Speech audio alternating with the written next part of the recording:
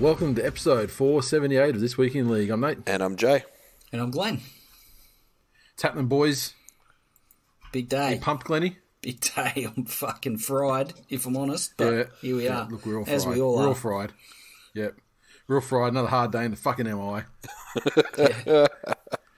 Tell you what. What was hard about today? Was it internal pressures or external pressures, Glenny? Well, they're all external pressures, mate. Just keeping customers happy, you know? Well, no. There's pressures from within your business. There's, or maybe within the family. Then there's external pressures. The world doesn't revolve around you. Glenny's pressures are deep internal pressures. They're pressures created by and exerted on himself, regardless of the outside world stimulus. Am I right, Glenny? You probably need to explain where you're coming from a little more there, Nathan, before I tell you to go fuck yourself or tell you you're right. I'm not sure that's where you're at. I'm saying 75% of the pressure on you is generated internally. By me, yes. Yes. Yeah. No, that's what I'm saying. Yeah. I don't know about the percentage, but yeah, you're 100% correct. That was reminiscent of the 60% of the time it works every time. Yeah, exactly. So what's the big news in the MI today? The mining industry. That we're very fucking good at what we do, and people are latching onto it, and we have created quite a wave that we're trying to stay on top of. So, and some days I feel like I'm trying to ride a tidal wave on top of a paddle pop stick. And okay. I've got tiny feet, so maybe I'm cut out for it, but I'm also a little bit top heavy. Okay. There you go. Good times. It's like an orange on a toothpick. Yes. Head like a fucking orange. Sputnik. That was a fucking reference. I want kudos for that. Yeah. I'm surprised. I am surprised. I was shocked and stunned, to be honest. Now, you're going to fire up Glenny, because it's going to be a lot of you. This is going to be a very Glenny-centric episode of the show. My kind of episode. Because apparently the world, where, contrary to what Jay may have you believe, the world does indeed revolve around me. I mean, we got the writers in, and the feedback from the focus groups was, look, we want to have an episode where Glenny's the main character for the storyline, and the A and B storylines. And guess what? It's every week. The episode. Yep, gotcha. This is the episode. Look, instead of being the comic relief, this is your time to shine. This is your. Yeah. Sorry, you guys, were you saying something then? No. It's like Glenny was just going on about how they're just doing awesome stuff and this. And I was just going to ask him what he's going to do once Caterpillar fix their supply chain issues. I'll be retired, so there you go. I'm good. There you go. You're not going to start selling to the big boys? Sorry? Get them high on their own supply? Well, we already do. We've supplied to every Caterpillar dealer in Australia. There you go. Every cunts. Every Caterpillar dealer in Australia. Every last one of them. Have you got a count on how many diggers that is? Countless diggers. I'm Nice. glad you come around the diggers thing. When he starts accepting the digger language, that's when he's trying to get Kubota stuff on board. It's like when you go back to Aids, you have to Kubota, that's official. You have to assimilate into the fuckheadism that is that place, right? And then that's how I feel interacting with you. I'd like to apologise to all of our listeners that I've specially invited here from Kubota. Sorry, this gentleman here doesn't like your marketing taglines on your diggers. You could say that he doesn't love your diggers. So or your stickers. Now, nothing might talk. I mean, yeah, it's a Glenny episode, so there's got to be a little bit, I suppose. But the other day, on our last mainline episode, we were talking about, there was some rumblings about Tim Sheens and him saying that he's ready to come back. But I said we're not going to talk about it tonight. We're going to save it. We're going to save it until the episode with news on the preview episode. And fuck, I'm glad we did, because today The gold. At about 3 p.m, right on schedule for us, the news breaks out that the West Tigers are signing Benji Marshall to a 5-year coaching deal, of which the first 2 years will be a cooperative effort between Benji and Tim Sheens, with the Sheenius. Is that showing the Benjinius the ropes? Is that an apprentice Sheens or a Sheens apprenticeship? Well, I mean, Benji's taking this apprenticeship way too fucking seriously, isn't he? I mean, you won once, mate, but let's not get carried away, because now you're stepping into the real fucking world where, geez, guys with far more experience than you, premiership winners indeed, yeah, have fallen down quickly and hard, and it's a potential, but it's potentially the greatest fucking coaching story in the history of the franchise. But hang on a second. You say that. It is. But then you look at the coaching history of the franchise. No, listen to me. No, listen to this. No, like Genius teaches in the ropes. 2 years, and the team sort of builds from what they are now, which is like easy because they're down the bottom. They build up a bit. Benji takes the ropes. In year 3. He becomes a Benjinius, and then the Tigers just fucking tick up. They're going to make him a Kiwi Ricky Stewart. Year five, they make a prelim or something, and then that alone, that's a huge win. Yeah, and it's all very fuzzy because Benji's one of the favourite sons. Yeah, another 5-year He's come back deal. and become a coach. Well, like Desi when he came and took Manly were fucked in the early 2000s. Desi came in with a 5-year plan, got him to the grand final in year 4. It's like similar sort of situation. I mean, he didn't have to do an apprenticeship with anyone. Because he just had the natural talent. But that's okay. And but I feel like you're enjoying this too much. No, it could be the greatest feel-good story because everyone loves Benji too, remember? I mean, he had the redemption, towards the tail end of his playing career. So he's loved across the competition. I don't think anyone's, so everyone's rooting for him, and it could turn out to be a really great story. On the other hand, we know it's the West Tigers, and in year 3, I mean, he could get butchered, and that's going to hurt everybody involved because it's going to be one of those messy things where the favourite son gets assholed from the club that he, built as a player and so on and so forth. The fans aren't going to like it, but it's going to be old yellow. They're going to have to, they're just going to have to grin and bear it and fucking put the bullet in. And Robbie's he's just going to be there fucking laughing the whole way through. Well, see, I was going to say, at what stage does Robbie start separating the dressing room and start empire building for himself? What if Benji and Sheens have a 5-year plan, but Robbie, unbeknownst to anyone else, has a 2.5-year plan? That could. Well, what if Robbie has a 20-year plan and we're coming up into year 17 at the moment? Robbie's just playing chess this whole time. All these other motherfuckers are just fucking around playing checkers. Darth Jar Jar. Kaiser Schnitze or something. But he's jot that down.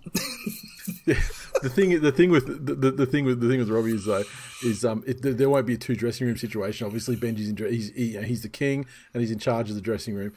But if it's a situation where Benji's up there sitting there with Simon Dwyer and surely and Robbie's running the water and Robbie's running the water. Yeah. So you can split. So rather than a split dressing room thing, you split it into an upstairs downstairs thing. Yeah, don't blame me. Blame that cunt upstairs. Well, that's the thing. How does Robbie go back to the grass? He's tasted that air-conditioned and climate-controlled box that is the fucking coach's sanctum. Yeah, he's only a taster. It's only been since the Noddy era, though. Right? Oh, so taste is enough. You give Robbie Farah a taste. Yeah, it's like Origin. He gets a taste, and he can't get enough of it. All right. So jokes aside, Glennie, as our resident West Tigers aficionado, connoisseur. Yes. What do you make of this situation from the standpoint of someone who's emotionally far too invested in the outcomes generated? Far too invested. Yeah, obviously. I mean, fuck off. I've watched you age before my eyes because of these cunts. Two trains of thought for me. That I thought that they were going to give Noddy the job after Seraldo publicly said, "No fucking way am I catching that rabble." In not in so many words, but I thought, okay, well, was it confirmed that Noddy wants the job though? Well, no, it wasn't. Certainly not via the media. So I thought, okay, clearly there is no plan, or they've failed behind the scenes to get any interest from Flanagan. Seraldo, they've named as their top choice, and he said, "Fuck that," and all power to the man. I don't hate on him for it, because he has so far in his career made every decision that he's made along the way, as to be an assistant there at Penrith and stay there. And look at offers that have obviously been presented to him and stay where he is. He's made the right decisions. So I thought if they gave the job to Noddy, it was possibly getting off on... It's not a great look, because he clearly wasn't the fucking first choice, or probably the second. And it was like, well, we're going to give it... We're going to get Noddy or this pile of rags. And the pile of rags wants too much money, so we're giving it to Noddy. It's all happened very quickly though, with Sheen sort of only sort of at the start of the week, publicly saying, "Oh, I think I'm ready to step back in and coach." Yeah. Benji wasn't mentioned at all, and then we had the situation there with Isaiah Papali'i. He was looking like he was going to backflip out of the deal to go to the Tigers, and the article that I read said that Benji has been instrumental in chatting him off the ledge. And it seems like a it's a good move for like Sheens to be an experienced coach in a stopgap capacity. Yeah, Benji is like he's the guy. He's been the guy that's been mentoring the young ones anyway. True. I think Benji could have an impact, much like we've just seen in the Origin arena.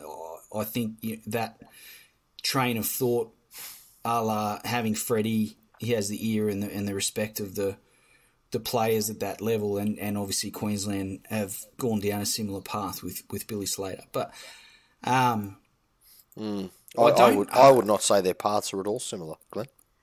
Yeah, I would agree myself. But we'll talk about that in 5 minutes or so. I was trying to Dairy Queen it, but fucking now that you mention it, no. So Benji has the advantage of, as you said, he's beloved throughout the competition and the rugby league community, and he has the respect of the players, and a lot of those players that are now coming into like being first graders, and guys that are coming through the ranks now have all grown up watching Benji. So there's that air of the idol that they all sort of grew up watching or enjoying watching him play.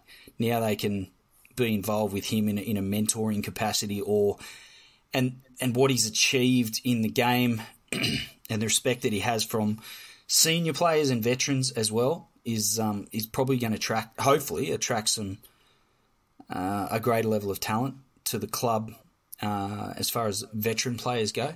And then you have the advantage of him being able to mentor the young guys that are going to come through. Sheen showed in his first stint there coaching the Tigers, he was heavily, and we saw it in 2005, he was heavily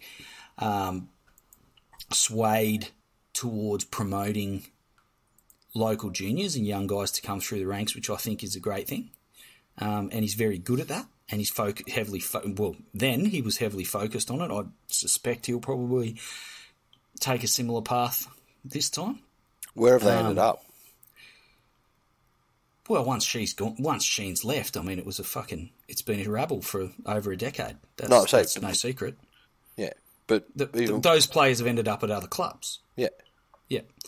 So I think they've actually, you could actually say this is probably the most forethought and the biggest attempt to future-proof things at the Tigers that they've ever done. So I think it's a good move. I think Sheens is probably the only person and the only coach outside of a Bellamy or possibly a Hasler or a Bennett that could go into that toxic board situation that is the West Tigers and have the stones and carry the leverage and the weight, given his experience and his achievements as a coach, to actually get them to fucking sit down and shut the fuck up. The board is still the board. Effectively, if they want him gone at some time in the not too distant future, it'll probably happen. But he also, he's not backward in coming forward, and he's got the stones to speak his mind, which is exactly what's needed in the current environment at the Tigers. Yeah. Right. And so do you have a prediction? Will Benji make a good coach? I don't fucking know. Yeah, he does. He's one of these. He has zero experience at this point. Exactly. So, and 2 years is a very short apprenticeship as well. Very. Because you look at sorry, Jay, but you look at even a Serraldo, like he's been there a few years now, and he's been in that system, and he's you can see the way that they've developed him through, and he's taken the reins even several games this year, and it's been a really solid and consistent development process for him. I don't know that the Tigers have that luxury, and he has zero experience, so I can't speak to what sort of coach he will be. Will he have the ear of the players? Yes. I don't see that being an issue. I think it was about the only move the Tigers could make. And I've thought about this a lot, and I went through a lot of it. And my initial response to it was, why the fuck would Sheens put his legacy at risk for the shit fight that this club is in right now? Because it's a poison chalice. Whatever way this goes, it's a poison chalice. And one thing Gus has done very fucking well is every time he's taken over a senior position, he's made it so apparent that he has nothing to do with coaching, that, what happens is people start giving him credit for Penrith stuff, even though he's always said, no, don't have anything with Penrith, He didn't cop any shit at the Warriors, not copying any shit at the Dogs. So I'm not the coach. But thinking on it further, I think the most crucial thing at all, that whoever the coach was that came in, the reason it was such a poison chalice is because it was almost impossible for them to have any sort of success. Because with the team that they've got and the culture that place has, and the fucking rot it has in the front office, it is going to be nigh on impossible in the first year or the first 2 years even to have any sort of success. Right? Absolute dumpster fire. And what that leads to then is you take a once proud premiership winning coach like Madge, and then all of a sudden, in the vicinity of the senior leadership group of that club, not of the team, of the club, he is someone that hasn't done anything. Because what have you done here? What you've done elsewhere doesn't count. Sheens is literally the only person that can step in there, and when Pascoe starts to go off doing stupid Pascoe shit, can say, fuck you, how many premierships has this club won under your watch? Because I've done one. Yeah. He's literally the only fucking person that could have done that. Yeah, so I think it's a smart move. I think it's a ballsy move by Sheens. I think it's also, when you mention legacy, potentially could impact Benji's legacy as well. If he's a dumpster fire of a fucking coach in 2 years' time, and they fucking win a couple of spoons in a row, mate. Look, it hasn't damaged Mal Meninga's legacy. Hasn't damaged Laurie Daly's legacy. Great player, shit coach. No one's shocked. Yeah, okay. No one is. Yeah, no, that's shocked, a fair point. I just think that Benji and the Tigers is a. Yeah. It's I don't know. Fucking it's a different situation. Yeah. The thing is, he's going to have 2 years to learn, and he's learning from somebody that he has already had a mentor-mentee relationship with. Yeah, and he obviously has a lot of respect for. And that's it. So that dynamic is there. There's going to be, obviously a little bit of difference, but essentially, anything good that Benji's ever done, or most of the highlights of his career happened under Sheens. Then he had Bennett as well for that experience that he can lean on. Of course, yeah. So he's, he hasn't had bad mentors, but yeah, the responses I see from Tigers fans on social, the smart ones at least, just seems to be that, well, hang on, how does this fix our front office problem? How does this fix our recruitment and retention? Well, I think it has an impact on recruitment because players, potentially will want to play for Sheens or Benji, if that makes sense. And I think Sheens has, when you speak to retention, I think Sheens has shown that he has an ability to create pathways and develop young players and give them opportunities in the NRL. So that much, I think, is probably less of an issue than the board bullshit. Mm-hmm. That's my 2 cents, but it doesn't fix the front office because Pasco's still there. Yeah.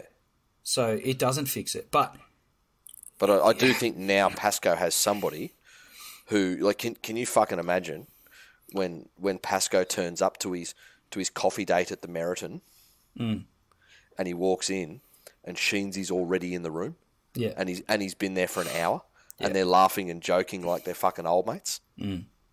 Fuck, I'd pay to be a fly on the wall for which that. Potentially they will do because Triggerboff was heavily involved with the club when Sheens was coach previously. Yep. So, and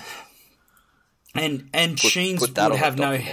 Yeah, Sheens would have no hesitation in challenging Pasco.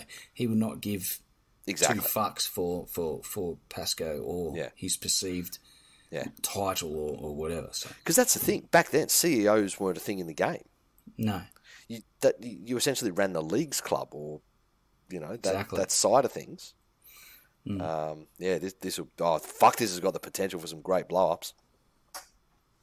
Fucking love it. As does anything to do with Tigers. It has the potential to be a flaming fucking train wreck, but everyone will watch it and everyone will click on it and everyone will read the papers if the Tigers are on the back pages because the West Tigers sell papers. They're always in a game, kinda, and they fucking sell papers.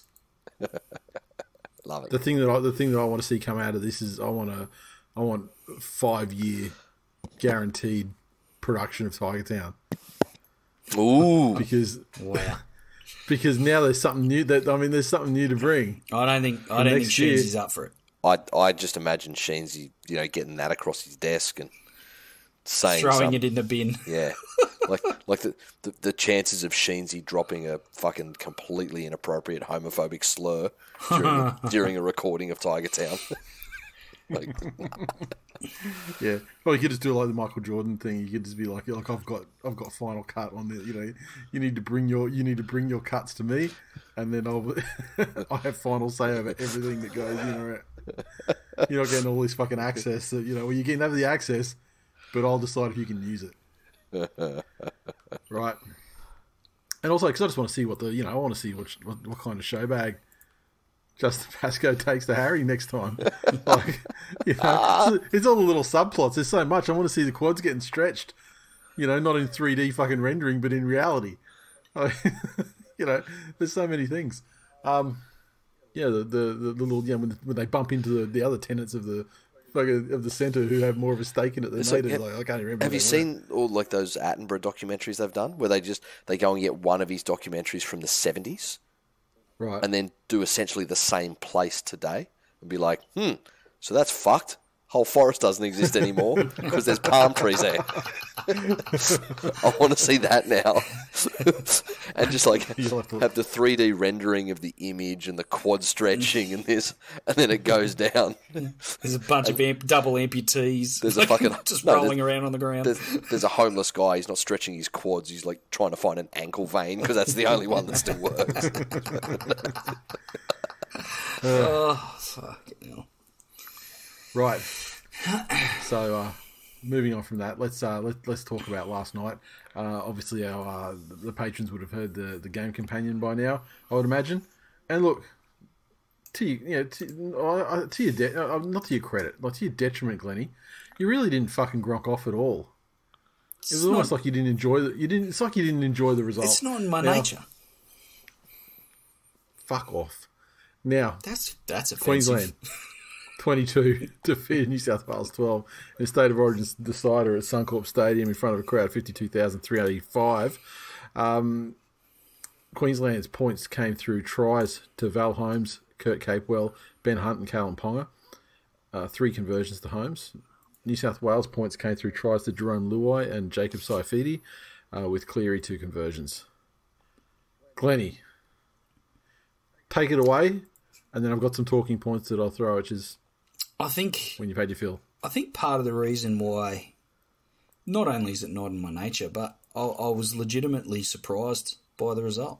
I expected New South Wales, given the firepower they had and the emotion that was sure to be a part of the game, I thought that if they happened to get on top early, it was going to be a long night for Queensland. But in the end, I think it ended up one of the best Origin games in recent memory. The level of intensity, certainly in that first half, was something that I haven't seen for a long time. And to be honest, I thought that sort of Origin match was a thing of the past.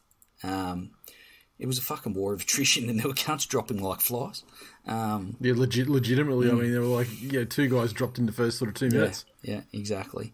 And I was talking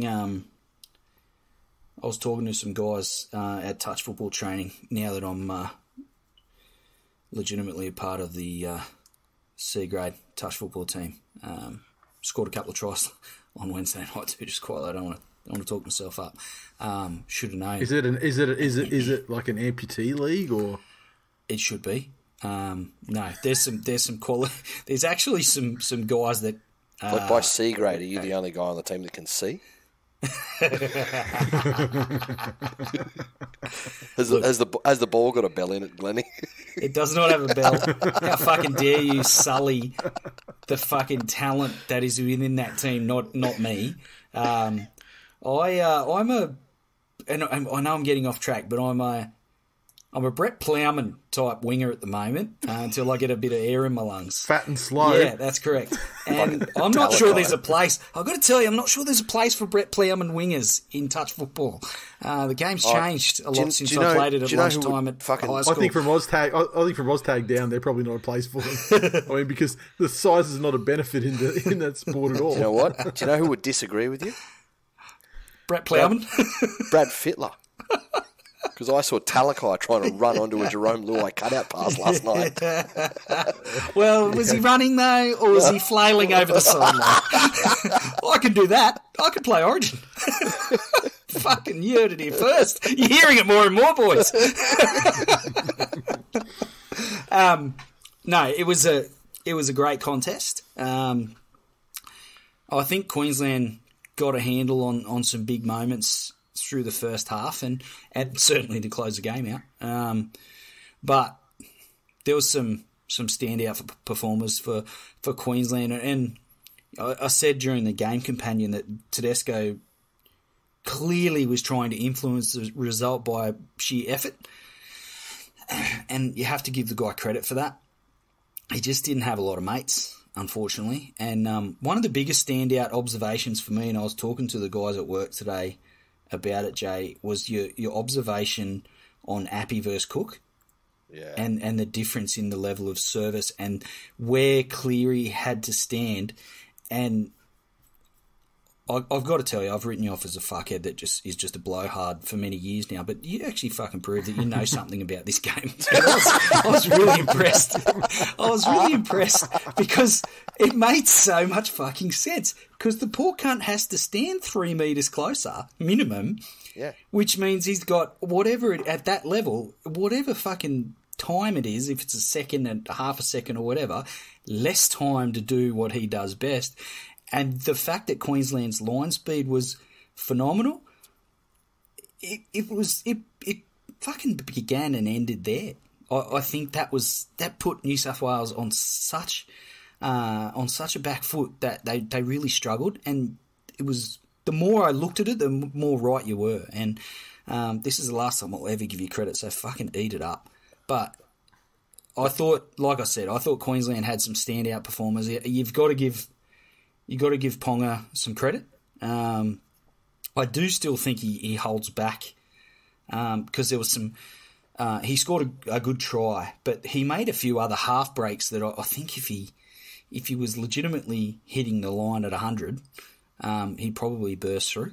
But Ben Hunt exercised a few demons, if not all of them, and we've been singing his praises all season for the Dragons, and he put that performance in, and I was prepared to say that Queensland were well and truly up against it without Munster, and Hunt brought a fucking monumental performance to the table to cover that, and all credit to him. And I think New South Wales struggled to claw back the momentum when it got away from them, and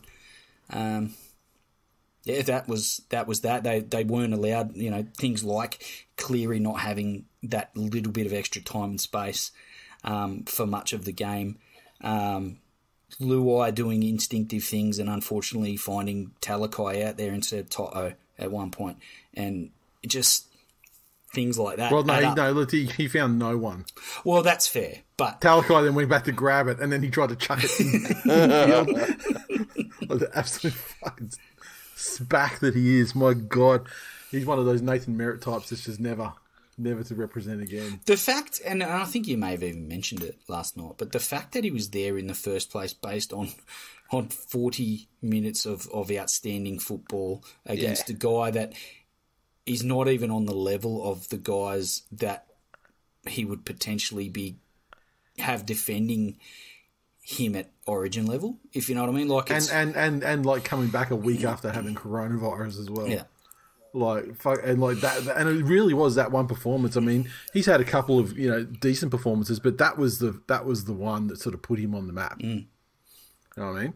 And I don't know that he's had a game like, or even 40 minutes, but he certainly hasn't had 80 minutes worth of those moments that he had in that first half against Manly, before or after that. And to be picked for Origin based on that is wrong, and it's poor selection. Can I put a tinfoil hat on at the moment?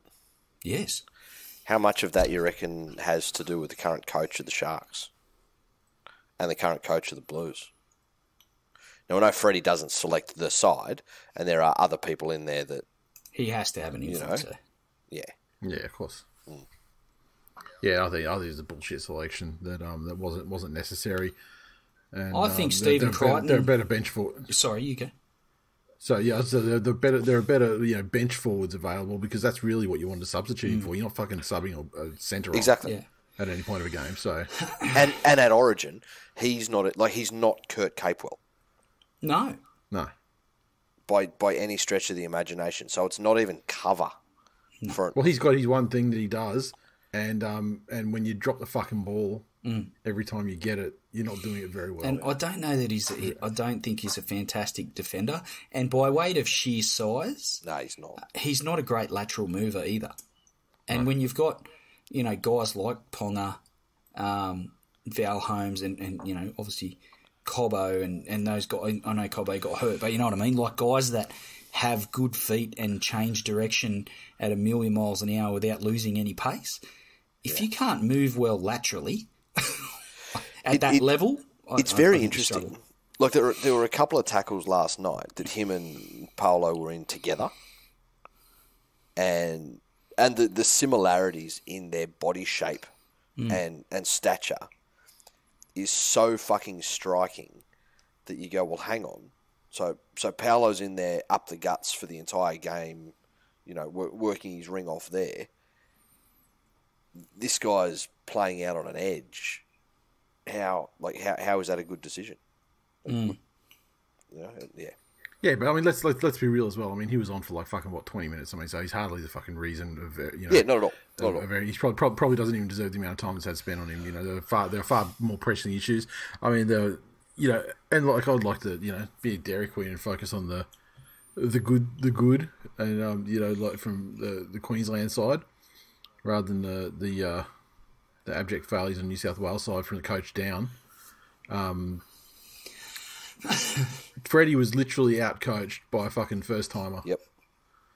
By, like, the interchanges, the bench selections in the first place, then the interchanges as the game goes on, the failure to adapt to the changing landscape of the game and how things were ebbing and flowing. Because there was a time there, I mean, like, I don't know if you guys felt the same, but I mean, in the sort of second half of the second period portion of that first half, when New South Wales got up to about, 12-6, it felt super comfortable. Like New South Wales were rolling, and it was like a matter of time. And then it was that Tupou mistake, dropping the ball over the sideline, giving Queensland the possession to try to get a quick score before the break, and that would have given them a lot of confidence and brought them back into the game. But 12-6 at halftime is a massive difference to 12-10 that it became. Yeah. And then in the second half, I mean, Daly kicked for over 100 more metres than the entire New South Wales side combined. The majority, which was Cleary, which was, you know, probably about 400 or something, to, you know, Daly's 700, and just unfucking believable to. I mean, even this decision from Billy Slater to tell him to fucking kick early in sets, and then we're watching the ball bounce 20 metres past Tedesco and Tupou. Yeah. Every fucking time they started their set. So every time they're starting their set like 10, 20 metres out. But it happened the whole second half, which would speak to the fact that there was no adjustment or no direction to adjust on the blue from New side South of things. Wales perspective. Either it didn't come from, well, clearly it didn't come from the coach, but the players didn't take it upon themselves either. And this is the New South Wales. This is the Queensland side that had lost their winger in like the first or second minute of the game. Yep. So they were running, you know, they were running a back rower out in the outside. So, New South Wales were still too terrified to drop a guy back to sweep in the event that there was an early kick. Close to the greatest centre in State of Origin over the last 5 years. Kurt Capewell. Well, who doesn't have a Serbian name, I suppose, but yeah, you know, on Queensland side of the ledger, of course. No, Latrell's not Serbian. Yeah, no. The player, the player of the series last year and the Dally M player of the year last year. Just be fucking very. I'm trying to be unbiased. I am, mate. No, you're not though. That's the but thing. This series shouldn't. You know what you're fucking doing, and Glenn's face says he knows what you're fucking doing too. This series shouldn't have counted because New South Wales had an injury. Well, that's true. I mean, like multiple injuries. Yeah. I mean, like Latrell wasn't right to even be selected until the third game. That's it. Tommy out for the whole thing. Yeah. And then the failure of Freddie and the selection committee not bringing Ruben Garrick in, because let me tell you, he would have caught that fucking pass out on the left there from Luai, no matter how fucking errant it was. I mean, yeah, Garrick would have scooped that up and probably gone the fucking length. Well, game back on. I'll tell you what. you know who runs down Ben Hunt? Ruben Garrick. Josh Adokar. All day, every day. Josh Adokar. Fuck yeah, he does. You're fucking 100% correct. Well, Josh Adokar doesn't Josh Adokar doesn't stand a metre in from the sideline and just fucking drop the ball over the sideline with like a minute left before half time too, hanging on to a 6-point lead. Yeah. Look, mistakes were made, refs were faulted, and some of the talking points that I've seen just from my observations today on social media, Tino getting involved, Trent Waterhouse style, I suppose, in the fight between Birdo and Dane Gagai. Bin or no bin? Fucking bin, third man in. He ran in, and the counterpoints I've heard is, but he was the closest player. He didn't run from across the field. Yeah, that's it. He got involved in some shit that he didn't. He ran in and headlocked a cunt that was getting punched. Yep. Fuck off. That's the reason the rule was invented. I mean, he could have done the, if he could have done the, the honourable thing, and instead stood of between grabbing him and holding him, he could have stood between them, or he could have sort of stepped Gagai out of the way, and he could have flogged Birdo. like a la when Gary Jack tried to fight Matthew Ridge and Ian Roberts came in and fucked him up. Like, I think the common denominator big man look after little man thing. You know what I mean? But either way, Birdo was getting a flogging. Here's my thing though, and again, you need to pick your battles. Is it, well, this is Origin, so we loosen up a little bit. Why didn't it go back to the fact that Birdo was fucking blindsided off the ball by someone who ran in from the fucking wing, which kicked it all off? But also, there's another thing to think about it. Birdo did the collision. You can't do much about it. He then did attempt to trip Ponga as he was running past him, which he crashed into Ponga. yeah, and he's got that headgear on, like he doesn't. It's like blinkers. He didn't see him. He just tripped over him. You know. I mean, that should be Nathan, 3 weeks for Ponga, if anything. Well, so he's supposed to do a reverse pin drop and get off the ground without his legs moving. Well, whatever. Cunt got his fucking. Ended up getting his face punched in, whatever. Yeah, but here's the other thing. Like, Birdo clearly was not fighting back for the first little bit, and then he's only like, well, fuck, I've eaten. There's no fucking whistle coming. There's no whistle coming, and I've got this fucking mulleted cunt. The only person here to save me is Tino, and now everyone wants Tino fucking sent to the bin. It saved the man's life. Should there be a discount? Or like a non-sin binning, if you're like, look, I'm trying to uphold the rules of the game here and not fucking fire back because I'm a rule-abiding player and I understand that a punch is a sin bin. So but I mean, the rules aren't clearly. But then what happens if he fucking? Where's the big ball guy from Jerry Springer to fucking come in there? This cunt's got a couple of shots in on me. Serious question. Where's 2 shots to the fucking head? Where was the HIA? Did they have to do an HIA while they were in the sin bin, or do punches not count as fucking head contact? What happens if too many questions? What happens if Birdo fails his HIA and the other one doesn't? He's a cat, or vice versa. I mean, that would still be technically foul play, and you could bring man 18 in, right? So,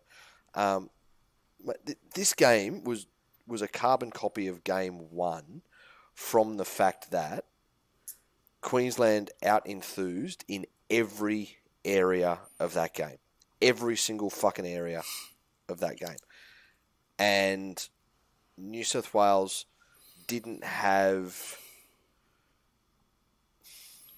There wasn't the togetherness that New South Wales had in Game 2. You know, in Game 2 they really looked to be there doing it for each other. In this one it was, well, everyone's sort of hanging back and just trying to do their little isolated bit without caring so much about what's going on. That's such a fucking unquantifiable, but. The fact that you know, and this is again, this comes down to Cleary and I guess being more in that Cronk mould than a Johns mould. As in, I'd fucking love him to have the head that goes, oh yeah, fuck, you know what? Let's kick out early and let's get the guys around. I don't know if that's a respect thing, and he was waiting for Teddy to do something. You know, is Teddy that guy to change tactics on the fly? Or is Teddy the guy that goes, I will just do exactly what my coach has always told me because that's won me premierships and that's, you know, exactly what I've always done. Why don't you fucking look at how the game's been played and, you know, as in the primary playmaking position, take it upon yourself to actually fucking make a play, because let me tell you, the little fucking chip kick 30 metres out on the last throw of the dive. That's not it, hey. It doesn't even matter if it clears Ben Hunt and bounces. No one's fucking catching around that. You. That's it. That's going straight to a Queensland player and game over anyway. Yeah, exactly. But if you look at the first half, and Glennie was right, when he was getting the service and the time that he gets from RP, then they were slowly winning that territorial battle. It started off, you know, they took the first couple of losses in terms of territory through penalties, but they were winning that territorial battle without having to kick early in the set. But then the New South Wales defence was not aggressive enough. Was just not aggressive enough, and Queensland made far too many fucking meters every single fucking time.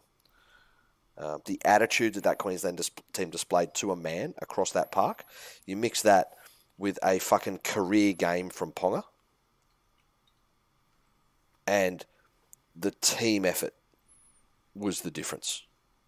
You know, yeah, the individual brilliance helped, but the fact that to a man, every single Queensland player got in there and did their job, whereas there are a couple of New South Wales players who either had fucking brain explosions, like Jesus Christ, you know, Critter trying to offload 10 metres out from your own line. Oh, throwing it in the in-goal area as well, yeah.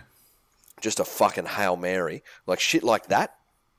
You know what? Yeah, you can get away with that when you have a fucking defensive team that are the best in the competition, and the people attacking that defensive team are not all rep players. Then maybe you can get away with that shit. But in that arena, that's got to be kiboshed. Is one of your talking points the bench rotation that we were sent? No, but we can talk about that. I mean, that was. I mean, I did speak about the bench rotation, but I didn't mention what was sent from Coxie. But yeah, one of our listeners sent us a photograph. He was near the New South Wales coaching area, and he took a photo of the bench rotation they had on the desk, and I think you did you put it on Coxie? I think he put it in the Facebook group himself. I think he did. I've got it here if you want me to read it.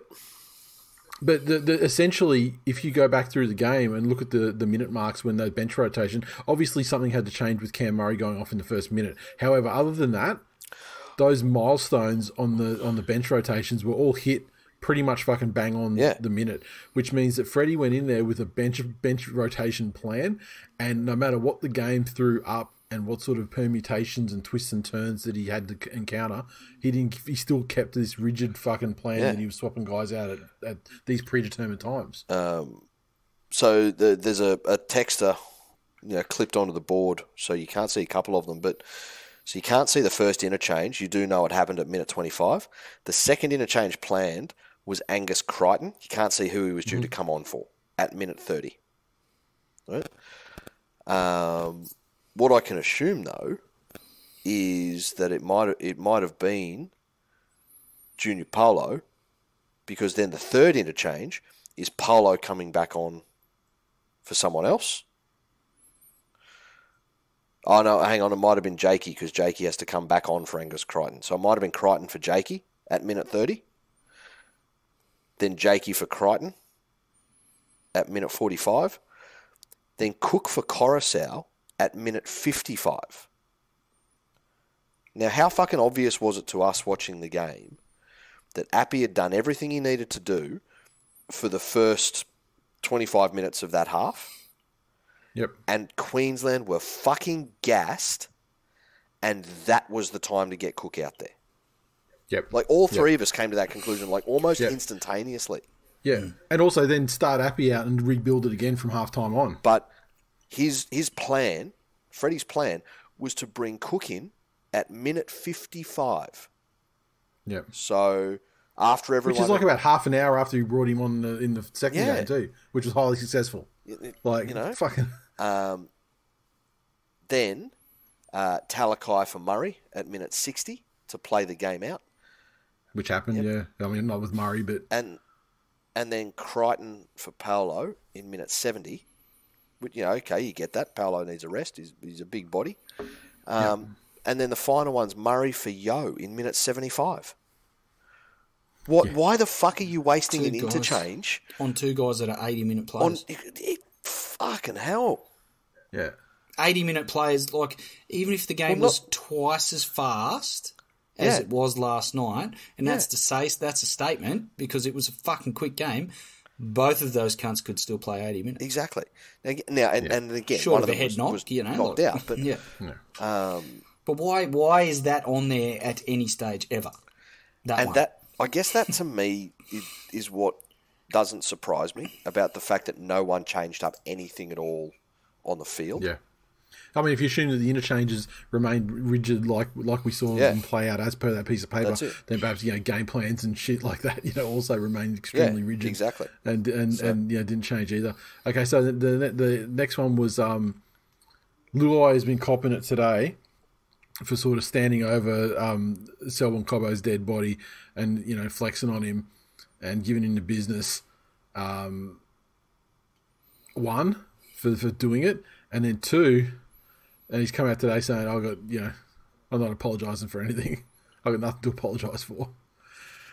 Now, look, in the heat of the battle and everything like that, I don't care about players flexing on, that's, it's not great, but I don't care about it because, I mean, this is the sort of shit that Origin is built on, people love it. But the thing, I do have a problem with him going, I've got nothing to apologise for. And it's not because he had to apologise, but just because it's a brainless fucking... Yeah, you do. It's a brainless public relations exercise to go out and say dumb shit like that, where he could have said, look, I had the opportunity to fucking catch up with Selwyn in the sheds after the game and we had a chat and everything like that. And he's a great young player and I'm glad he's okay. Exactly. And, he just had to say something like that, but he's too busy caught in this fucking... tough me against the world. Yeah, exactly. I got nothing to dude. Yeah, you probably don't, but you don't say that because I mean it feeds all this other fucking shit. Here's the thing, though. This story needs some context. Have you seen that the police, New South Wales Police, are currently looking to have laws which will essentially make drill and trap music on social media bannable? Oh, so you're saying that he's got a lot of fucking pressures in his life at the moment? No, but Luai being from, the actual hood. Did you see, after Selwyn Cobbo got hit, I reckon, when he was on the ground, his hands threw about 9 different gang signs. And so Romy was just confused. He didn't know if he was friend or foe. And so that's why he started fucking puffing up. He didn't know if someone was going to kick off. He thought it was going to be fucking Valley Train Station 2.0. But Selwyn Cobbo was already the guy with the shaving cut at that point. So, I mean, it was kind of fast-forwarded. You go watch him. The cunt was playing an invisible piano. Mate, Mount Druitt ain't the actual hood. No, that's Ayers, because you got to be from Ayers to be hard, that's right? The last thing... People from Ayers go to Mount Druitt on their fucking holidays. Look, okay. Mount Druitt's poor. Ayers is poor and dumb. That's the difference. I don't know how long it's been since you've been to Mount Druitt, son, but might need to toddle on back there. Now, raise finally, their IQ. The other talking point from around the game was Joey Johns on the commentary panel after the game, where they were asking him, where it went wrong and things like that, and he just sort of responded in like a shitty, like really pissed off manner, like, oh yeah, now I've got to listen to the bullshit that you carry on with for the next 12 months. Now, people, it's funny. You think of the responses and you think of where the people making the responses are from. So Queensland is like going, "Oh, suck it! Oh, I love the tears" or whatever, And then, but in the same mouth, in the same sentence, they'll go, "Oh, New South Wales don't get Origin." Let me tell you, I've got no problem with what Joey did. I love seeing someone that pissed off about the result. Yeah, like from the New South Wales side, this is the guy who obviously played in winning series, is one of the greatest players of all time. For him to be like that invested in it and that pissed off about the result, fucking great. I love it, and Queensland fans should fucking love it as well because it's. I mean, it's someone that's given as much shit about Origin, given a shit about Origin as much as they do. Yeah, or as much as they say they do. Yep. So yeah, no problem. Make him the coach next year. So you won't tolerate this fucking grass touching, fucking crystal bullshit. Yeah, Freddie's not it. Hey, no. Yeah, that should have been. What's the grass touching, Chris? I've missed that. Oh, Freddie, they take their boots off. It was year one. They walk around. Year one with Freddie. They walk around on the field on the grass with bare feet, to sort of to earth themselves and, straight up fucking Willumbar bullshit. Yeah. But there's not even any, you know what? If there was some, hey, we're doing this. Freddie grew up in Penrith. Out of respect to the traditional inhabitants of the land who walked barefoot. We're going to do that too and be grateful for everything that we have and blah, blah, blah, blah, blah. It's not even that kind of... No, it's just something. It's just something you read on fucking Pete Evans' Facebook group. Or David Avocado Wolf. It's I don't use deodorant, but I hold a crystal under my armpits all day. Yeah. Stink out my friends and family. Yeah. Just the irony that a bloke that fucking played in the under fucking 10s at St Clair, where if you walked around the field in bare feet, you'd fucking finish up with fucking needle thongs. The fact that he's fucking wanting people to walk around in bare feet because it fucking might mean something. It's hilarious. Yeah. But that's all I had on that one. Do you guys want to add anything else? I mean, I suppose there's some socials to talk about this game. Oh, you would have thought so. Hang on. Let me fucking see. It's what Jay says when he's done fuck all about the socials. Oh, yeah. Oh, no, I'd completely forgotten we were supposed to record. Until Glenn sent a message and said he'll be late. Because you were asleep at the time. I was like, yep, thank you. I thought, I want to shout out to Tom Dearden. I, for one, didn't rate him at the Broncos, and I thought it was an odd tug of war that they engaged in when the Cowboys, and Cowboys obviously eventually signed him. He's an integral part of that Cowboys side, but he last night, he's a guy now that could step into that. Obviously Munster's going to be the first choice 6, but he could step into that Origin team now, and he's not going to let anyone down. And he wasn't overawed. He stood up to his defensive tasks, and they ran Junior Polo at him fairly consistently, and he stood up to the task. So, special shout out to him. He had, he played with that. He was fucking great. He played in a way that I would describe as like unshackled by like the burdens and pressure of an Origin debut in a decider, sort of thing. And honestly, my main thought on Dearden is, can you imagine being a club that fucked him off mid-season for fucking Albert Kelly? Yeah. Can you imagine? Crazy. And you think the Tigers have done some poor business fucking decisions over the years. For New South Wales, I thought Saifidi had an honourable debut, like a couple of errors. Yeah, but you forgive that in a front rower. But was I reckon close to the best performing prop or middle forward that we had. And I know he came on in that space of the game where maybe Damien Cook would have been useful, fucking carving them up. Yeah. Meters a little bit easier to come by, but no, he impressed me, just on the contrast between my expectations and what he delivered. Yeah, that's it. What do we got here?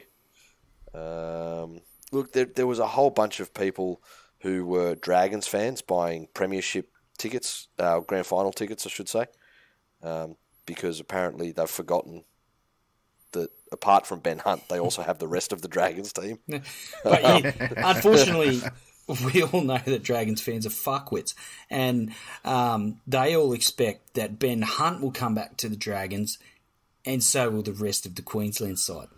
But they're fucking idiots. One-Eyed Tiger, our mate Steve, said that game will not be topped. Outstanding. It was a fucking good game. Nathan, he said Sifa and Tupu can hold hands and jump off the Story Bridge.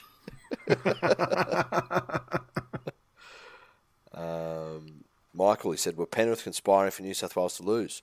Cleary all of a sudden plays like a front rower. Crichton is totally out of depth. Whereas Luai, Freddie got fingered with his selections. What was he thinking? That's it. Yeah, look, in hindsight, maybe putting a bit of fucking pressure on Latrell to come in there at right centre might have been the move. I take back everything I said about him prioritising his club. No. Yeah. Fuck. That's the other thing I want to say. If you haven't seen it, the Rabbits, the club, have put out a documentary on Latrell's journey over in the States to get himself rehabbed. And where can people watch that? On YouTube. It's on YouTube. Go to the official South Sydney site. I was going to say, because I couldn't go to their Twitter because I'm blocked. Yeah, no. It's fucking great. I don't know what I did. Probably said they should have been kicked out again or something. But it's close to the best piece of content that I've seen put out by an NRL club. Wow.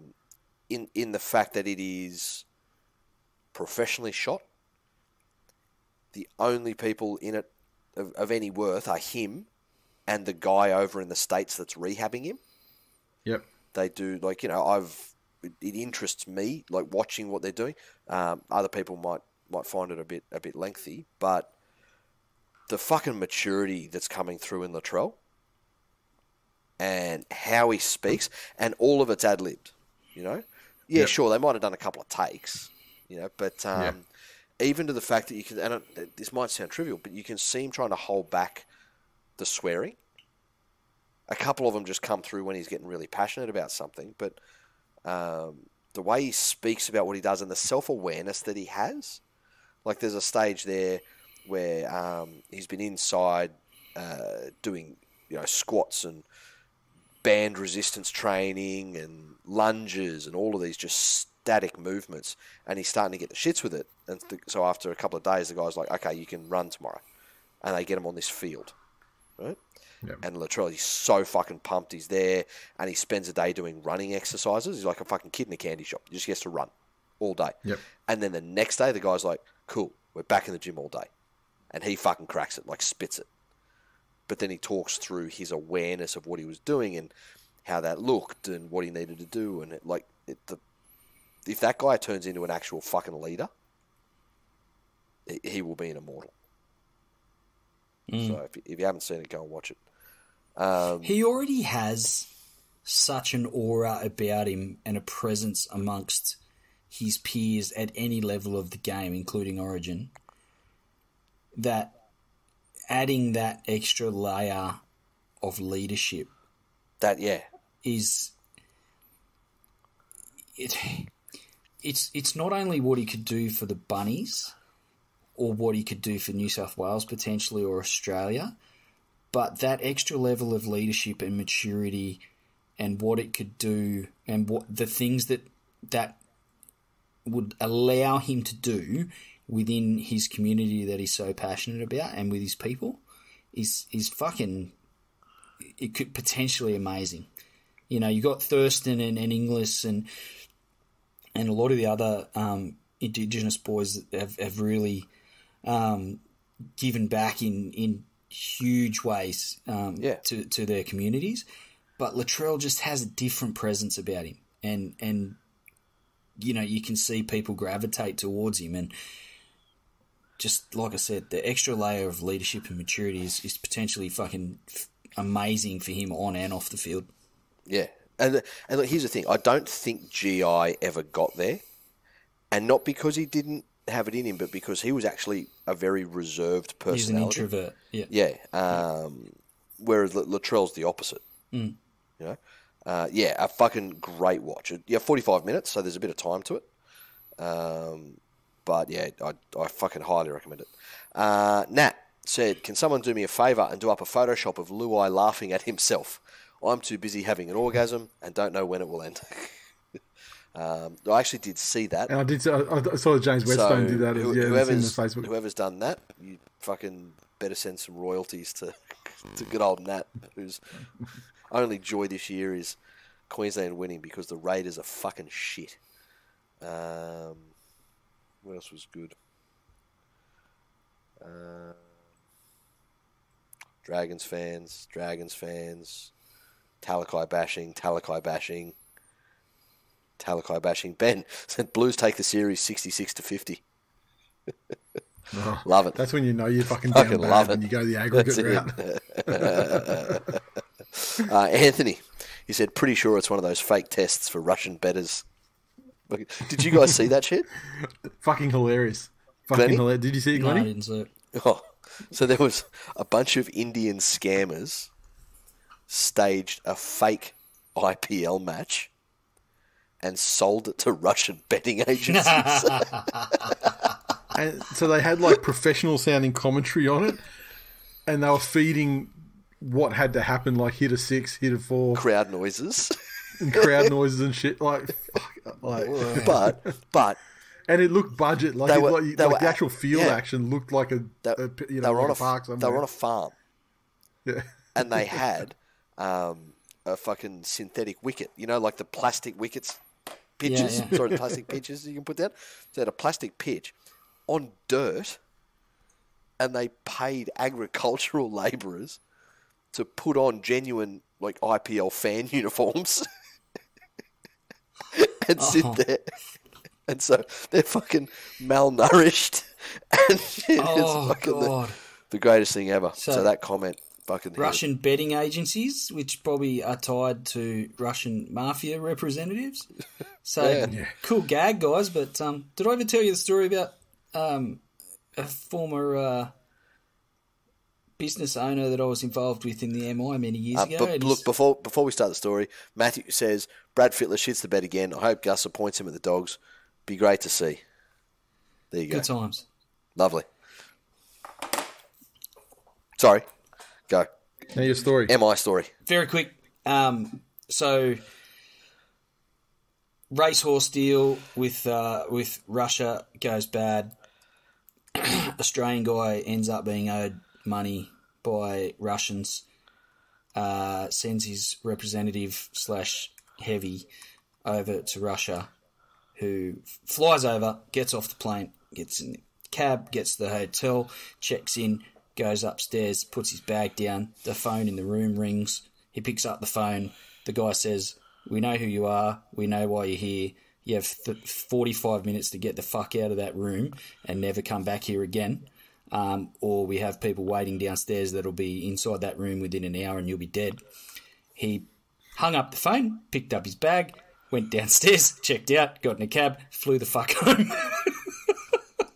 So, I don't know about those guys on the farm. They might be in trouble.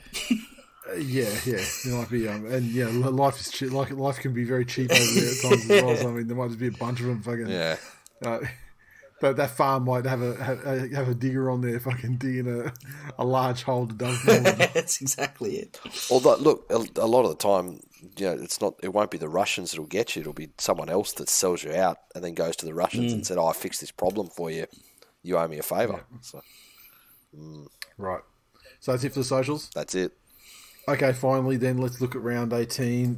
Coming up this week, we're back into the full rounds of action, and we start on Friday night, the pub slot game. The Cowboys take on the Sharks up there at the Abattoir in Townsville.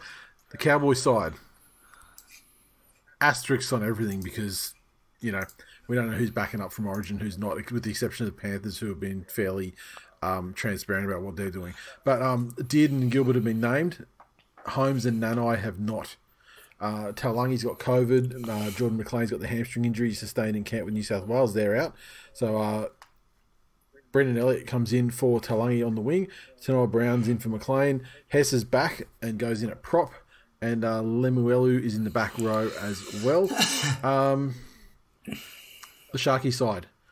So Hines and Rudolph are back from their COVID excursion. Trindle drops out of the 17 for feeder to the bench. Nakora is suspended and he's out, and Wilson starts second row.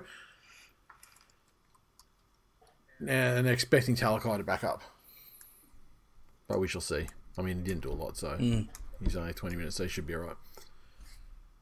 I expect the Cowboys. The Cowboys to win at home. They've been far too good there for plenty of sides this season, and Sharks are worthy opponents, but Cowboys at home. Defensively, they'll be strong, and I think we'll see how unworthy an opponent the Sharks actually are. Oh, wow, okay. To be honest, big call. Yeah, look, I'm going to go the Cowboys, just based on the fact that the attitude they have as a club, and with buoyant Origin players returning as well, and again, would have been preparing for this. It's not like this would have shocked them. They've had weeks and weeks and weeks to understand what's happening. So yeah. Right. The Eels take on the Warriors in the Friday late game at Combank Stadium in Parramatta. Now, the Eels side, Paulo named to back up Nukore moves to lock, McIntyre to the bench, and Arthur. What? Replaces Opacek on the bench. No Ryan Madison to be seen. The Warriors side. Okay, so the massive changes here. So DWZ, he's out. He's got COVID. Ronald Volkman has a virus that's not COVID. Bailey Sirinen with an eye injury, all out. Reece Walsh and Jack Murchie will return. Harris Tavita switches to the halves to cover Volkman's absence. Murchie replaces Sirinen on the bench. And Kosi is in for DWZ on the wing after coming over from the feeder club, Redcliffe. Look, I mean, Eels, right? Warriors can't. It was all very inspirational. It was all very inspirational for the Warriors to have their return and everything over there. They played the fucking Tigers, mate. Come on. Look, but the West Tigers are always in a fucking game. Kinda. That's how it goes, isn't it? Apparently. So, yeah, look, I think the Eels, even if they're not being serious at this time of the season, I still think the Eels have got it all over the Warriors. Their defence is just not fucking good enough. Fair. Frankly. And the Eels are going to throw far too much at them. Yeah. Look, it does appear that just having Parramatta players around seems to prevent rep teams from winning. So it stopped New South Wales in game 1. Clint Gutherson was in the dressing room last night. When I saw him in the tunnel, after half time, I was just like, oh, fucking here we go. That's it. Well, that's, again, you can now tell why New South Wales was so demotivated. If you had somebody that was a fucking reserve walking around calling himself the king, I'd be depressed. I'd feel like I did after I saw the video of that poor cunt in the valley. That's what, like, he would have fucking... Erect. He would have knifed my fucking soul's artery seeing him in that dressing room. No. Parramatta, far too strong. Far too strong. The Roosters take on the Dragons at Central Coast Stadium on Saturday afternoon. The Roosters side, okay, Manu remains at 6. Teddy, Tupou and Crichton all named to back up. We shall see. Letters is back on the bench and Lodge is named in the reserves in jersey number 19. The Dragon side, Ravalawa is out with the hamstring he did during that game last weekend. Tarek Sims, obviously suspended. They're out of the side. Tautau Mongo is on the wing. DeBell and Locke comes in to replace them. Woods joins the bench. And Ben Hunt straight back in at halfback to back up post-origin at this stage with Sullivan dropping out. Roosters are handy favourites in this game. That's reputation alone, isn't it? Yeah. I've said it a few times, they're not really impressing me, in large part, the Roosters this season. Dragons were competitive in large patches last week without getting the job done. I feel like this might be an upset. I feel like the Dragons might be... And look, the Dragons are a fucking shell of a club. They've got one decent player and their fan base are a pack of cunts. But I think they might win this game. Look, I'm going to still back the Roosters just not in the hope, but in the expectation that the class will tell across the park. I think guys like Teddy and Manu can attack the lateral movement of like your Moses Sulis, and realistically, the Roosters should have it all over them through the forwards as well. But look, it hasn't panned out that way though, and it's unpredictable when it does. When it does go bad. They've also got a few cunts that will be fucking licking their wounds from last night, and the Dragons have the greatest redemption story of the past decade. Ben Hunt. Yep, turns out he can catch them when they're going up, but not when they're going down. That's it. So we split there, are we? I'm going Roosters. Yeah, I'm going Roosters too. Just again, because across the park, there's too much talent, and fucking Manu's just a freak. Yep. Okay, Saturday afternoon at Brookie, the mighty Manly Seagulls take on the Newcastle Knights. unchanged lineup. Jakey and Daly are named to back up. I can't imagine that they wouldn't. Aloye is in the 18, so he should be back. I believe that he got knocked out in that game playing for Samoa the weekend before last, which put him out of last week. So I think in the meantime as well, I think he might have had COVID last week as well. But I imagine that I'd be interested to see what happens in that last hour when they're finalising the team, and it wouldn't surprise me if he comes in and starts. Who drops out, I don't know. I mean, pick one, Kepi or Tapau, and I'll be happy. The night side. So Ponga, Saifidi and Gagai return from Origin duty. Gagai will replace Bradman Best as a thumb injury. Ponga pushes Sexy Hoy out of the side and Saifidi on the bench. Croker out of the squad, while Thompson and Randall drop to reserves. Jaden Brayley starts hooker with Sasangi and Jones on the interchange. Confident of a win at Brookie over the Newcastle Knights, I would have to say. I don't think the Knights have particularly turned it all around quite yet. I mean, they had some, fortunate opposition to feel like that they, can claw a win back. But I think that I cannot see an eventuality with the Seagulls losing this game, except for the cursed fucking jersey that they're going to be rolling. I think it's this game that they're rolling out that fucking jersey with the blue bottom part. So look, that's always a wild card, but I think that and if in doubt, I mean, Daly's shown the way. If in doubt, just kick on the third tackle from your own 20 and turn every set into a fucking turn every set into a fucking defensive powerhouse set, and just let the Knights fucking play from their own 20 all game. But yeah, I still think the only Clune's improving, Milford's improving. I mean, Ponga took he'd take a lot of confidence out of his performance in the decider because as we said, it was certainly an attack at least. I mean, it was his career game. But there's a couple of weak links in the chain there too, and I'm not quite prepared to say the Knights are back yet. No, I think Manly will win and win fairly handily, especially at home at Brookvale. I think anything positive you can say of Newcastle this week, you can say the same of Manly, as in best case scenario, Kalen Ponga comes back if he plays, and has that post-origin bounce. DCE is the same, so Manly. The Gold Coast Titans take on the Brisbane Broncos at Hope Solo Coliseum. The Titans side clinging onto their head coach after getting rid of Dimmick, the defensive coach, and through the week. And now it's Holbrook trying to save his job. The Titans side, Big Tino backs up from Origin, but Holbrook, in desperation to save his job, he's pulled out the axe. So Sefo Fafita, Corey Thompson and Philip Sami all come into the back line, with Kelly, Osako and Marzu dropping to reserves. Boyd and Sexton in the halves.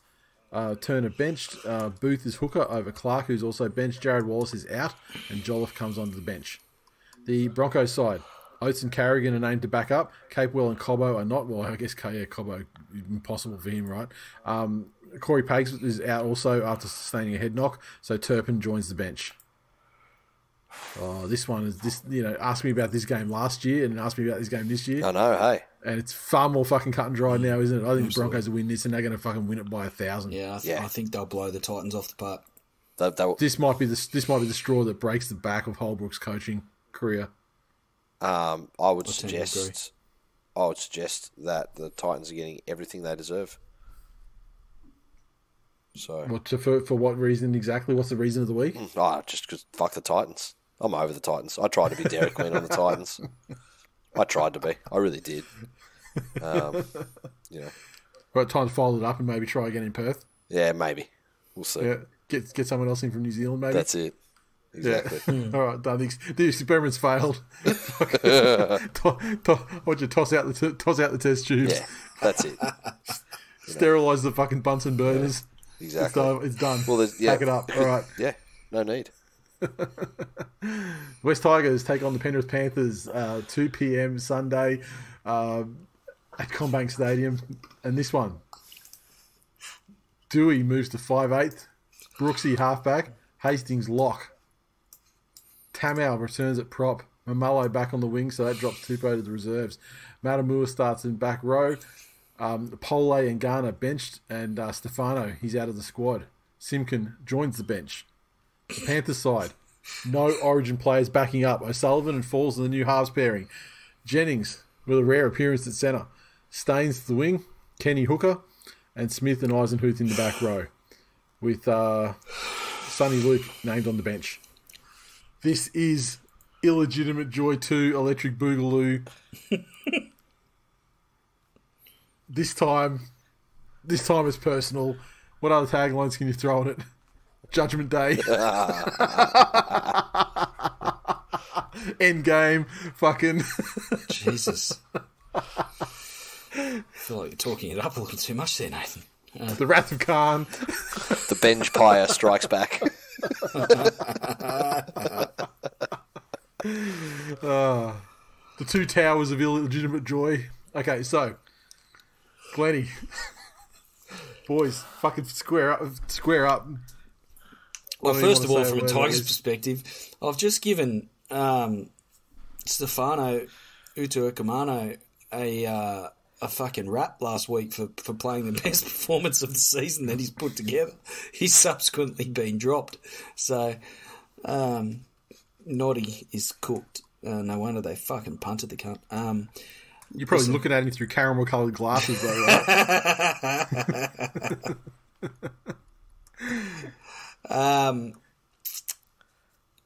Jack Hodalock, give me a fucking break.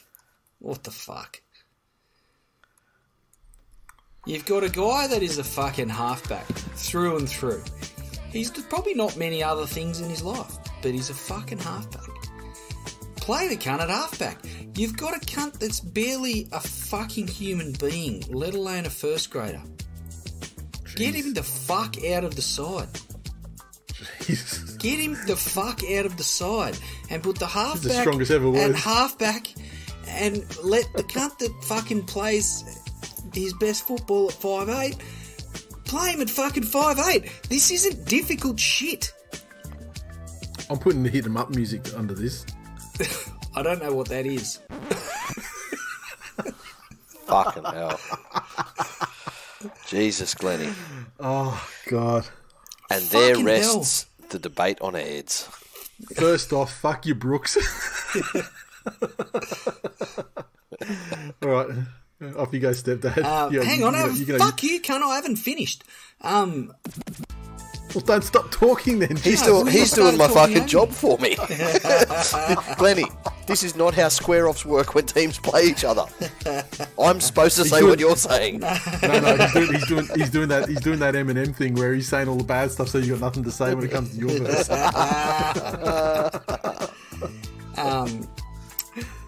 Look, Stripper Pole, probably I like him coming off the bench. I'm not so sure about Tamio, but he's the captain, so he's got to be in there somewhere, I guess. Matamua gets another opportunity in the second row. He was good though. He had the sim in, but he was actually you could see the potential. Yeah. So I don't mind the forward pack, but fuck me dead.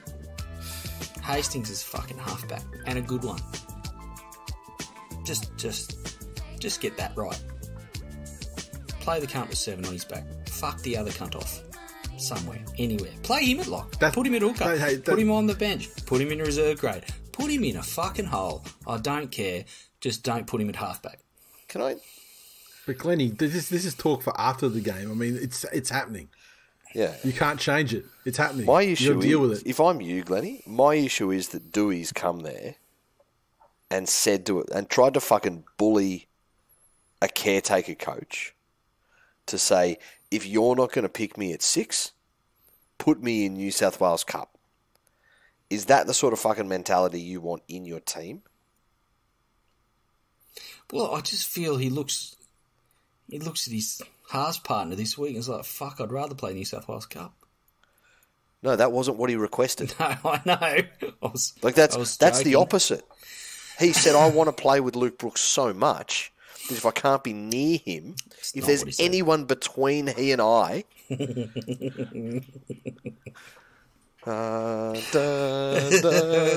Brooks was standing. I was there. Look, But honestly, like you've got Jacko, who's come in like fresh to the shit fight that is your club, and has been close to your best in a couple of games, and probably had the highest level of touches of anyone else in your team. probably. But how does he take all of this? So now it's, well, hang on, you've got to fuck off out of your position and play lock because this guy's had a sook that he doesn't have the right number on the back of his jersey. So he doesn't have the right number on his jersey, and he threatened to go play New South Wales Cup, or asked to go play New South Wales Cup. And so now you have to not have the number you like on your jersey. All the while, we're protecting this little fucking shit gremlin over here because he's untouchable. He's got photos of whoever fucking whatever. And so that's why he's never been dropped. I suspect the photos that Luke Brooks has of board members and or decision makers at the West Tigers would be like something like the photos that you send me or you put into the group chat for the purpose of trying to make me throw up. How does anything that I've ever sent you make you throw up? It legitimately, I fucking dry heaved the other night. I had to delete it out of the group chat just so I could never make the mistake of seeing it again. I'm just going to scroll up there just so I could just refresh my memory He's what it was. talking about exactly what it was. my mate Baxter. Oh, was it that Dairy Queen one? No. No. Did you see the other Nathan, ones? keep up, cunt. I'm just saying which one. Oh, you're talking about the one with like in the toilet. Mm. Yeah, right. Yeah, oh, that's right. Well, Baxter. Yeah. What about the one I sent you the other day about that girl that put out her opinion of choking men being better than everything? You know? And then the couple of Dairy Queen ones. From when you were sick, how to have sex when you have monkeypox. I upped a supplier via a WhatsApp exchange, and he was saying he's very sorry that he didn't action my request over the last 9 days, but he had to go to the dentist to have teeth extracted, and to prove his point, he sent me a photo of the teeth after they'd been extracted, sitting on a metal tray in the dentist chair. I don't fucking want to see that either. It was gross. I dry heaved at that. Well, you know what, Glennie? It was like one of the photos. Maybe Luke Brooks has got a photo like that. Maybe. You've got a very soft constitution. Maybe don't be... You've got a problem with blood. Don't be the sort of person I really then. do. Don't be the sort of person who, when somebody says, oh, look, we've been unwell, I'm sorry we were a bit late, you go, yeah, sure. Don't make yeah, sure your first response. Because people feel bad. When was that my first response? Oh, I can just fucking imagine. You got, poor fucking Malaysians Shall I read out some of your responses when I've said, I can't make it, can we do tomorrow night? Because of X, Y, and Z. How are we going to read those out? You fucking hypocrite. Go fuck yourself. Now talk about your fucking team so we can get over this, past this game. Fuck me. Again, this game falls squarely in the fucking doesn't matter. A, because the Tigers don't matter. Nothing to do with the Tigers matters. Nothing the Tigers will ever do matters.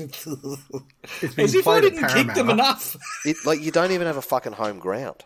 We've got 7 home grounds. What are you talking about? We spread the love. Oh. Yeah, that's it. So you basically, you're homeless just crashing on cunts' couches. Yeah. That's what you're doing. Fuck me. Fantastic that the powerful Penrith Panthers club, the most valuable sporting brand in the Southern Hemisphere, I might add, is able to just flat out say, yeah, no, we're resting everybody. I think if they were actually facing a first grade team, they might have tried to play a little bit of cat and mouse, not say what they were doing, keep them guessing, then at the last minute. But because it's the Tigers, they just don't give a fuck. Said, yeah, no, we're resting everybody. Yeah. You can imagine Justin Pascoe hearing that and going, well, fuck, I'll show them. I'll show them. I'm resting too. I'm going to have a nap.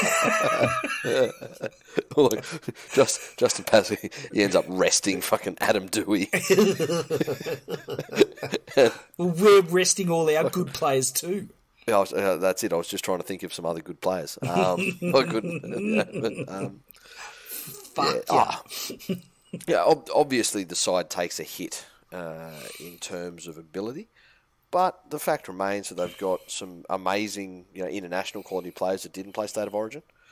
But the last time they played a game without their Origin stars, those guys remembered what it was like to be in a fucking grind and not be a step ahead for 80 minutes. It's like when you're racing, for anyone that's ever done any sort of motorsport, it's actually pretty easy to be in front. But when you've got to pass somebody to win, no matter how fast you are, you've still got to pass them, and they're still in front of you. You've got an obstacle in front of you that they don't have. So, what if you're like the West Tigers? If you're the team that everybody, or the car that everyone's lapping because you're so fucking slow, and you may as well be driving around on 3 wheels. You're the fucking... You're fucking dangerous. You're dangerous. You're the one that the fucking Make-A-Wish kid gets in before the race starts. Fucking hell. Yeah, again, like the Tigers can get up for a game, and they've got every fucking chance to do this. Like last week... Some would say they're always in a game. One would say. But he's not there anymore. And he's not there anymore. Last week, they put on a decent amount of points. They put on 20-something, or 20 points. Yeah, but like 2 of those were junk time tries, and one of them wasn't even a fucking try. Yeah. I mean, the game was gone by the time they scored those, you know what I mean? I'm trying to be fucking Dairy Queen here. Yeah, but on this day, you got to be, let's be more fucking Wendy's or Burger King instead. I mean, they don't deserve the Dairy Queen. Again, there's every reason for them to get up for this game. Everyone inside that club will have them, pissing about Ivan and this and that, and this is what they did, and blah, blah, blah, blah, blah. It should be us missing our number 7 this week. He should have come here, and he would have come here, and blah, blah, blah. Yeah, it's not going to be enough. Penrith by 13 plus. Put your house on it. Glennie, can you get the illegitimate joy again? Of course we can. Tigers 13 plus. What are you talking about? I've fucking just spent the last 10 minutes saying it, Nathan. Haven't you been paying attention? You spent the last 10 minutes absolutely taking a giant shit on your team. I'm going for the underdog. West Tigers, illegitimate joy too. Yes. Yeah, good. Do you want to bet on it, Glennie? No, I don't want to bet with you. How about the winner gets to send one text from the loser's phone? No. Oh, that's a fucking great bet. That is a great Fuck bet. your bet, you cunt. And I can almost say what it's going to be verbatim too. I know what I'd do if I had that bet and won it.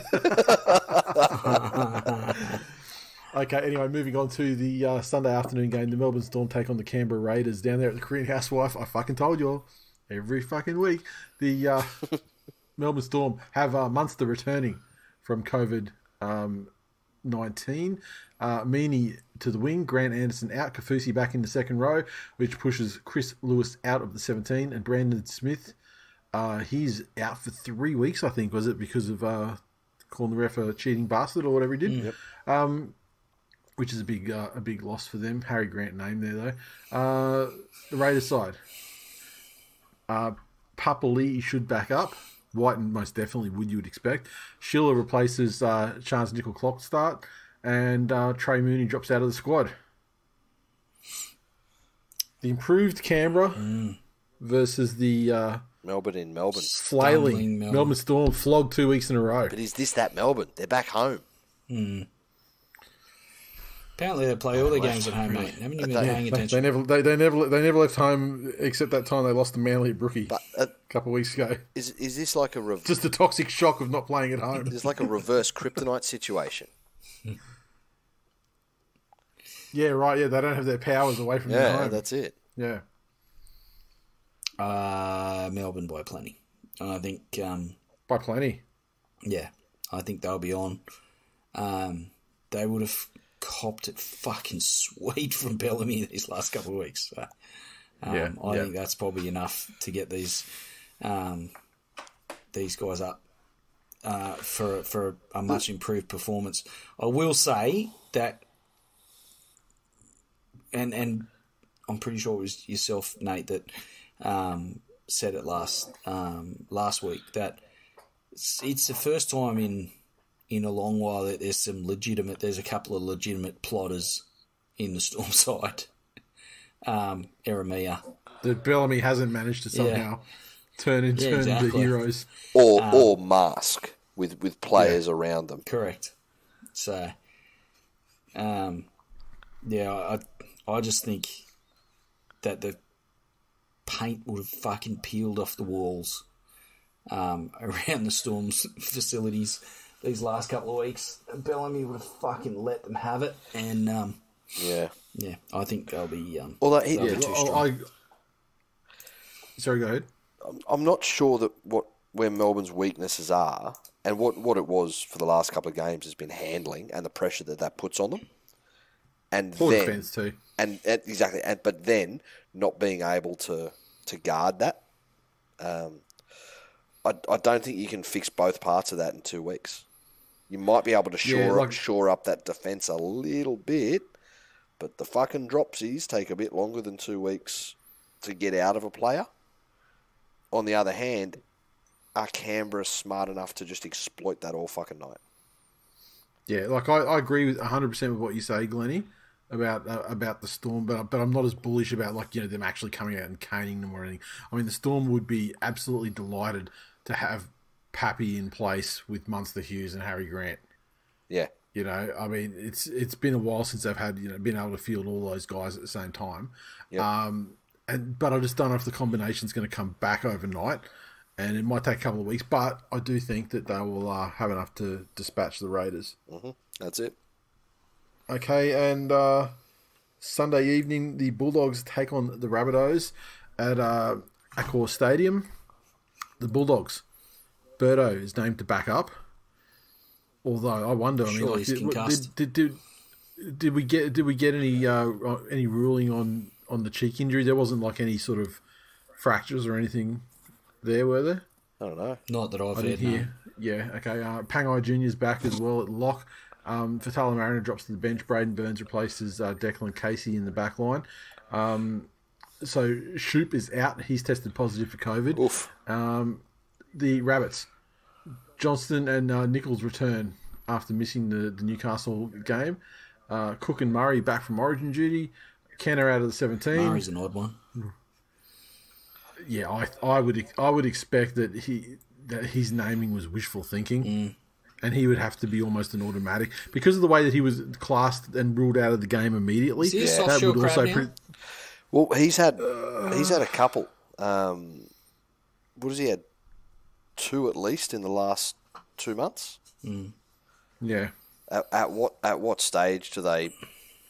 Because again, the Roosters. I guess he doesn't seem to be. He doesn't seem to be like that. Like the Origin, for example. That one was. It wasn't like something where he got hit and he broke. I mean, that was the guy's fucking forehead.